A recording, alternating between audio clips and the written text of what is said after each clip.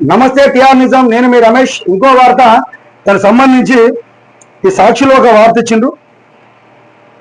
అందులో నిన్న PCC president Mahesh Goud, Meenakshi Natarajan వాళ్ళంతా కలిసి ఒక మీటింగ్ ఏర్పాటు చేసి దానికి సంబంధించిన దాంట్లో ఇది ఒక వార్త ఇచ్చింది.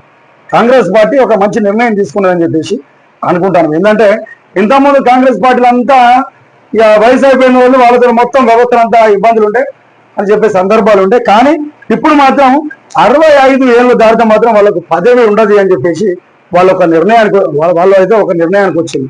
65 ఏళ్ళు దాటిన వాళ్ళు కూడా పదవి రకం ఇది. మరి ఓన్లీ పార్టీ పదవులు అయ్యారా, మరి లేకపోతే ఎమ్మెల్యే ఎంపీ పదవులు కూడా అది కూడా చూసుకోవాలి. ఎందుకంటే ఎంత యువకులకే వేయాలి. మళ్ళీ ఇద్దరు చూసుకున్నాం. ఏంటంటే గ్రామ బ్లాక్ స్థాయి పదవులలో యువతకు ప్రాధాన్యత ఇవ్వాలి. 65 ఏళ్ళు దాటిన వాళ్ళకు అసలు పదవి అనేది లేదు. కాంగ్రెస్ పార్టీ కీలక నిర్ణయం తీసుకున్నది. పిసిసి ప్రక్షాళన చేయాలి, కొత్త రక్తాన్ని దాన్ని జోడించాల్సిన సందర్భం అంటే కొత్త ఆలోచనలు చేయాలి. రాష్ట్ర కార్యవర్గం నుంచి గ్రామ స్థాయి వరకు మార్పులు చేర్పులు చేయాల్సిన సందర్భం ఉంటుంది. 10 ఏళ్లకు పైగా పార్టీకి సేవ చేసిన వారికి ఛాన్సు. జిల్లాకి 2 చొప్పున పరిశీలకులు రాష్ట్ర స్థాయి పరిశీలనకు పంపిన సమావేశంలో నిర్ణయం. సమావేశానికి ఆలస్యంగా వచ్చిన వారిపైన కూడా చర్యలు ఉంటాయని చెప్పేసి ఇచ్చింది. ఏదేమైనప్పటికీ శుభపరిణామాగా చెప్పుకోవచ్చు. ఎందుకంటే ఈ మరి కాలం గారు ఇప్పటి నుంచి మొదలు పెడితే వారు లాస్ట్ వరకు వాళ్ళే ఉంటారు. మరి కొత్త వాళ్ళకి అవకాశాలు దొరుకుతలేదు కాబట్టి ఏదో మంచి శుభపరిణామంగానే చెప్పుకోవచ్చు.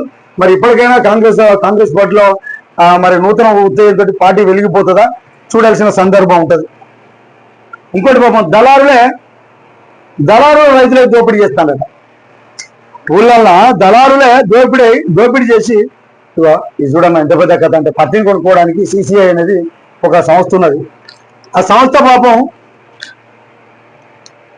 రైతుల పేరిట దళారులుగా మారి పత్తి విక్రయాలు వాళ్ళే చేస్తారు. సహకరించిన సిసిఐ మార్కెటింగ్ అధికారులు విజిలెన్స్ విచారణలో వెల్లడవుతున్న వాస్తవానికి ఏంటంటే రైతుల కోసం సిసిఐ కొంచెం ధర ఎక్కువస్తుంది, మంచి రేటు పెడతారు, మంచిగా ఉంటుంది అని చెప్పేసి నమ్మకంతో రైతులు సిసిఐ పెడతామని చెప్పేసి అంటారు. ఈ దళారు వ్యవస్థ సిసిఐ అనేది గవర్నమెంట్ వ్యవస్థ, దానివల్ల న్యాయం జరుగుతుంది అని చెప్పేసి అంటే వాళ్ళే మోసం చేసి రైతులు దళారుల దగ్గర పోతే మోసం జరుగుతుందని చెప్పేసి సందర్భం వస్తే వీళ్ళే మోసం చేస్తే ఇంకోళ్ళ దగ్గర పోతారన్న ప్రజలు ఇప్పటికైనా గుర్తుపెట్టుకోవాలి.